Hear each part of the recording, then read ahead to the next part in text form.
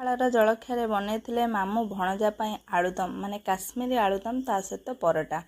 ତ ଏଠି ଆଳୁଦମ୍ ବନେଇ ସାରିଲା ପରେ ଭଣଜାକୁ ଦିଆହେଲା ଖାଇବା ପାଇଁ। ଭଣଜା ବାବୁ କହିଲେ ବହୁତ ବଢ଼ିଆ ଟେଷ୍ଟ ହେଇଛି, କାରଣ ତା ତ ମସଲା ହେଲେ ମାନେ ବହୁତ ବଢ଼ିଆ ତରକାରୀ।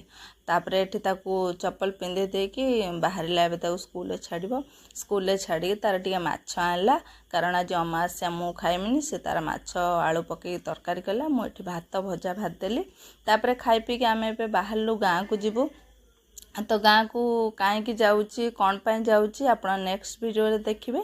ଆଉ ମାମୁଁ ଭଣଜା ତାଙ୍କର ରହିଲେ, କାରଣ ସେ କାଲି ଆସିବେ, ପୁଅର ଏକ୍ଜାମ୍ ଚାଲିଛି। ତ ମୁଁ ସେଥିପାଇଁ ପଳେଇ ଆସିଲି, ସେ ଦୁଇ ଜଣ ତାଙ୍କ ରହିଲେ। ଆଉ ଏଠି ମୋ କଲେଜ ପଡ଼ିଲା ସାଧୁଗୋଡ଼େଶ୍ୱର କଲେଜ, ଆସିଲା ବାଟରେ। ତ ସେଠି ମୋ ଝିଅକୁ ଦେଖେଇ ଦେଉଛି ଏଇଟା ଆମ କଲେଜ। ଆସିକି କିଛି ଲୁଗାପଟା ଥିଲା ତାକୁ ଟିକେ ଧୋଇଦେଲି। ତ ଫ୍ରେଣ୍ଡସ୍ ରହିଲି ଆଜି ପାଇଁ ଏତିକି। ଭିଡ଼ିଓ ଭଲ ଲାଗିଲେ ଲାଇକ୍ କରିବେ।